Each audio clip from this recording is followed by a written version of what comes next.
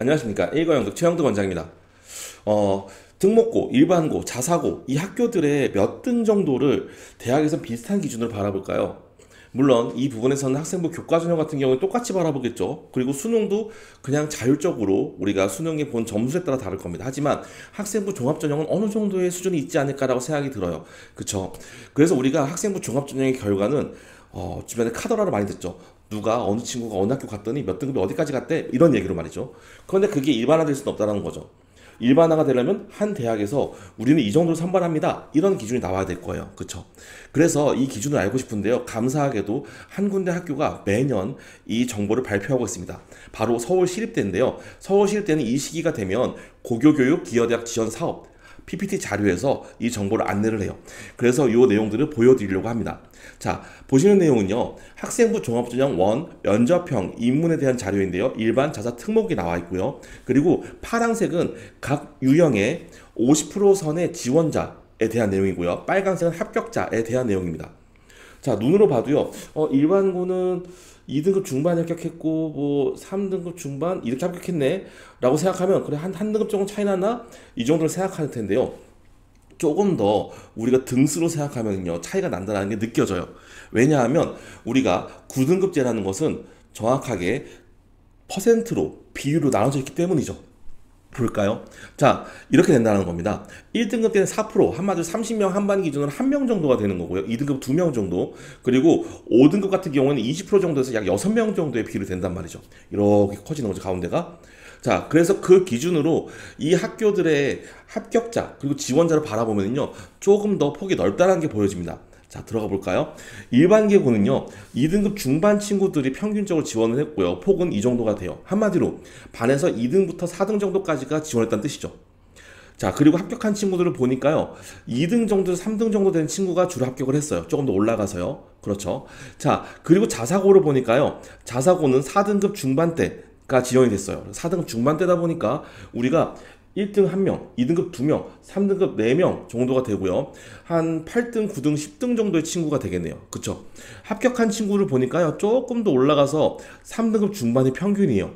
그러다 보니까 몇 명 정도 쭉 내려가서 학교 반 등수를 따지면은 6등, 7등, 8등, 9등 정도의 친구가 합격을 했다고 보면 됩니다. 자, 근데 특목고는 조금 더 내려왔어요. 4등급 중반입니다. 등급을 내려갈수록 점점 더 벌어진다, 이렇게 됐네요. 그렇죠. 그리고 합격은 몇 등급이 됐어요? 4등급 중반이 됐습니다. 한마디로 이 정도의 눈높이를 비슷하게 하니까 우리 친구가 지원을 할 때, 아, 내가 일반고 2등, 자사고에서 한 6, 7등, 특목고에서 10등 정도를 한다는 건 비슷한 정도 수준인데 어디에서 어느 등수를 받는 게 유리할까를 바라보면, 학교를 바라보는 좋은 기준이 되겠죠. 물론 서울시립대 정도의 급의 기준에서 가장 이렇게 되는 거고요. 위로 올라가면 위로 올라갈수록 또 특징이 되어 있고, 더 밑에 학교로 내려갈수록 차이가 있겠지만 일단 아주 아름다운 기준이 하나 나오긴 할 겁니다. 그런데 이제 문제가 한 가지 있어요. 이때까지만 해도 이렇게 정확하게 몇 등, 몇 등, 몇 등이라고 이야기가 나오잖아요. 그런데 우리 이제 고교학점제가 되면 5등급제로 바뀝니다. 무슨 뜻이냐면요, 등급이 이렇게 나뉜다는 거예요. 1등급이 한 반에 3명 정도가 되고요. 그 다음에 7명이 2등급 이렇게 되는 거죠. 자, 그러면 이제 어떤 문제가 생기냐? 이런 문제가 생깁니다. 자, 일반고는요, 1등부터 3등까지가 거의 1등급 선에서 들어가 버리는 거죠. 그래서 도대체 누가 1등이지가 혼미해 버리는 상황이 생겨버려요. 그러면 저 선이 어느 정도일까요? 아마 서울대부터 시작을 해서 뭐 의대부터 시작할 수도 있겠죠. 그리고 건대선까지는 아마 다 1등급대에서 왔다 갔다 할 겁니다. 즉, 학생부 종합전형 기준으로 보면 굉장히 혼탁해지는 상황이 생겨버리는 거죠. 누가 어디를 갈지 모를 수도 있다는 겁니다. 뭐가 중요해요? 학생부가 점점 중요해져요. 자, 그리고 나머지는 전부 다 2등급대에 들어가 있는데요, 인문 특목 같은 경우에는요, 3등급 안에 들어가 있어도 합격 확률도 상당히 있다라는 거죠. 폭이 점점 넓고 여유로워졌죠. 아셨죠? 자, 그런데 우리가 여기서 무엇을 봐야 되냐면요, 지금 현재 보는 게 인문이라는 겁니다. 그럼 자연은 어떻게 될까요? 자연을 바라보니까요, 자사고가 엄청 두꺼워졌고요, 특목고는 조금 더 밑으로 내려간 것 같습니다.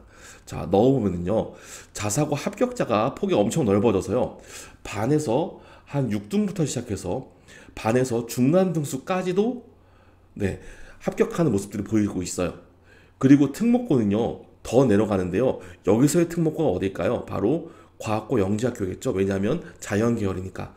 그래서 보니까 5등급 끝선부터 시작해서 6등급까지도 들어가네요. 그러면 중간 이후입니다. 물론 과학고는 반이 20명에서 18명 사이로 구성되어 있습니다. 하지만 30명 기준으로 볼 때 중간에서 약간 낮은 정도의 수준, 한마디로 18등, 19등 정도의 수준에 지원해서 합격한 친구도 거기서 벗어나지 않아요. 자, 이제 우리가 일반고, 자사고, 특목고 과연 어느 정도 등수를 대학에서 유사하게 바라보는지 좀 느낄 수 있나요? 자, 그런데 이런 거죠. 왜 이런 난리가 나지? 왜 짜증나게 이런 일이 생겨버리지? 이렇게 생각하는 분들 계실 겁니다. 그쵸? 이 고교교육 기여대학 지원 사업의 평가 자료에 보면요, 이렇게 두 가지 내용이 나와 있습니다. 첫 번째로요, 교육과정 편제의 차이 때문에 어쩔 수 없다라는 내용입니다. 우리가 그 학교에 듣는 수업의 퀄리티의 차이가 있기 때문이다라는 거죠. 참 이건 어쩔 수 없죠. 그런데 이런 생각 들잖아요. 이런 거 블라인드 처리 안 되는 거야? 라고 생각할 겁니다. 맞습니다.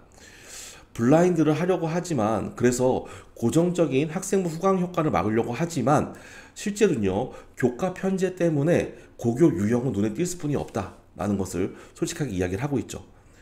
그래서 이거를 제한하려면, 이것을 보완하려면 지금 대입 개편안이 아니라 2022 대입 개편을 좀 갖고 와야 돼요. 이런 강조점을 또 하나 보여줘요. 그러면 저 때가 뭔데요?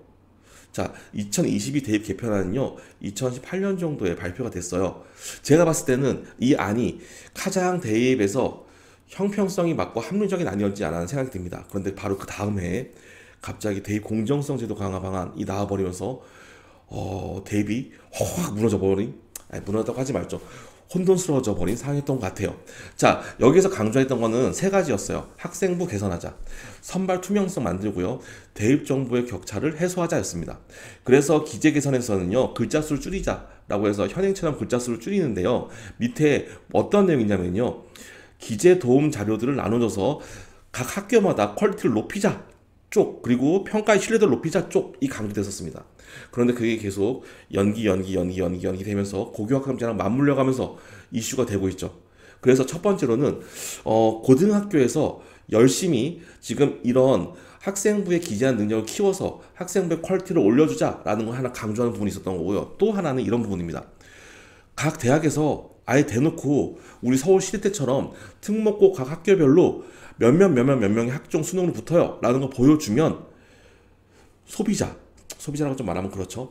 학생들도 이해를 하고, 또 한 가지, 대학도 나름대로 안정적으로 뽑을 거예요 라는 거죠.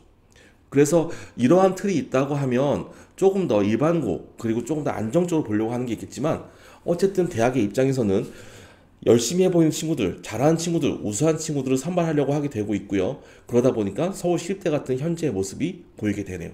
아셨죠? 여러분들 정확하게 바라보고 고등학교 선택하시기를 응원하겠습니다. 모두 화이팅입니다.